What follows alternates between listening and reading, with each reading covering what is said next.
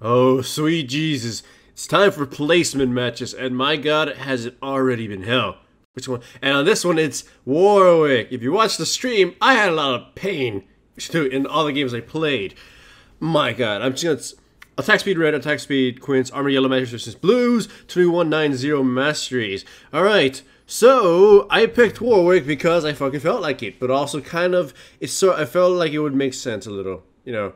I like using Warwick against Aurelia because she can't escape from my grubby claws. Anyways, in tradition with placement matches and the hell they brought in, I of course will get no leash or any assistance. Though of course I am Warwick. It doesn't ultimately matter, but come on. Look, I'm gonna rewind it here because this little first blood here was just... This is what you come to expect from people in these things. LeBlanc and Ziggs get a little level 1 fight, and LeBlanc just wanted to cheese the kill, and she ended up dying for it. But so it doesn't matter for me. Advantage for my team. Now I'll say this: I hate placement matches. I've always hated them. They don't really ultimately mean too much because even if you end up in a low place, you can still just rise if you're good enough. But my God, the amount of pressure it puts you and your teammates into is pretty unnerving. Nonetheless, look at how bottom lane is pushed out. My bottom lane is pushed out a tremendous amount. And the reason I mention that is because my teammate was constantly saying, "We need a gank. We've been ganked several times." Like, motherfucker, get out of here. I'm Warwick. I can't gank until I'm level 6. And neither could I gank if you're so pushed to the tower. So, I'm going to say this. We unfortunately had an AD carry who apparently has never played the role. And when you play ranked, after you don't have to be good at everything else, but you got to understand the roles, right? It's like you got to understand. Like, you can't just simply assume, oh, I'm playing AD carry. All the rules I learned as other champions, I know they no longer apply. Stuff like being safe or move attacking and stuff like that still counts. Either way, my Ziggs teammate gets killed, but he brings LeBlanc down with him. Fortunately for me, I was in range to get experience, and I'm level 6 now. So, with the ability to gank, I look for my target. And I want to kill the Irelia, but unfortunately we pinged to him. You know what? Le Blue is coming, and Le Blue kills Jax. So I say fuck that and go to my red, to take the red, and go about my day. Ziggs and LeBlanc once again into a fight, and I flash forward, make sure to LeBlanc and grab the LeBlanc, and perfectly Ziggs gets the kill. I wanted to give him the kill, but unfortunately he was too low. But fortunately, he's able to get it with a Q.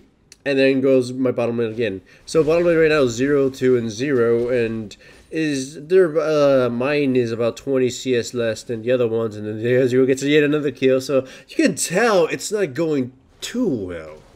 I get my blue right there. I even smited just for the mana, just in case I am able to gank in 30 seconds or so. Run around along with Ziggs. We need to turn bot lane around. So as soon as Lee Sin showed up for a gank, I would have been able to catch him from behind, and they pretty much just get bomb blasted by Ziggs and me. The Ezreal has no way of escaping because I tagged him with my auto attack, and I went about my day. By the way, you can see that I put some points into the E. I actually put earlier points into E because I figured all of the enemy team except probably the Thresh are hippity-skippity type of champions, and I gotta catch them. So I'm gonna need the mobility speed, I'm gonna need the rage. By the way, as soon as LeBlanc got close, I ulted her. The Lucian sort of wimps out here. It's like he just runs away and scatters, and maybe we could have done a little bit more damage. I know we couldn't have gotten a kill, but it could have been better handled. But this is only a sort of prelude to what's going to happen very soon. And honestly, it's going to be the event that I figure shapes the rest of the match. My Jax teammate is not CSing properly, but he seems to be harassing the Aurelia well enough, though the early deaths really did not help him out and sort of set him back a lot. He probably would have won if it wasn't for that. Now, check this out. I mean, I screw up right here. I knew the Thresh was going to want to use his E on me, and I ult anyways. I'm like, fuck, I got desperate because I want to reset bottom lane.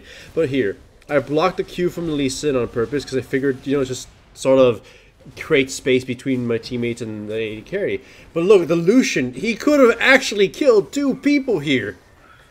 But he kind of is too afraid to fight. he was too afraid to actually just shoot them down. And the response I had is response we had is I was low on health and was about to die. Well, you were probably gonna die anyways. Like the rule of the game, the rule of a lot of games is if you're going to lose something. Like in a team setting, you might as well take down a bunch of other people. Think of it this way. It's gonna be a Call of Duty reference because it's one of the best ones I can think of right now. Back when I was playing Call of Duty 1, when it had come out, there was a time where if you were being chased down because people were gunning for you, sometimes I would take a grenade and hold on to it and then just turn around and blow up and kill 3 people. I did that because I was probably going to die anyways. Might as well make a chance play of taking out a few others, right? That's what you got to do here too. Like if you're going to die, try to do as much damage as possible. So maybe your teammate can snipe a kill, or maybe by some miracle you managed to kill that person before you drop. So as you can see, that little bottom lane thingy, that snafu, gave the enemy team 4 kills. And in fact, we got ace during that moment, that little time frame. So my team right now just went to all hell. So we really don't have the power to sort of reset this. I mean, the Ezreal has a lot of damage. We're kind of not itemized either. We're behind in gold by a huge amount.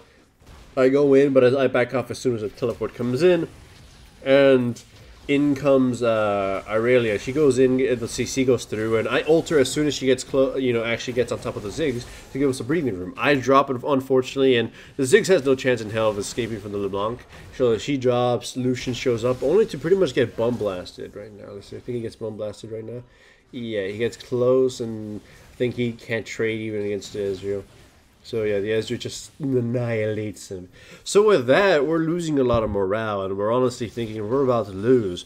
Of course, just keep going, try my best, but honestly, my morale is also diminishing.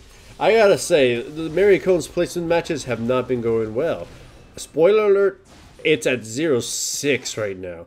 3 of those games, I feel, were completely my fault, and I sucked ass. And it makes me really sad.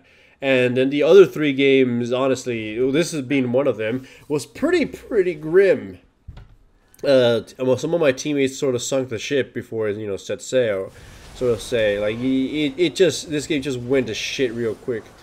And it was unfortunate because I figured in the early game we were doing pretty well until bottom lane decided to go off the deep end. To the credit of the Lucian, he did warn one of the players, don't let me AD carry, I really suck.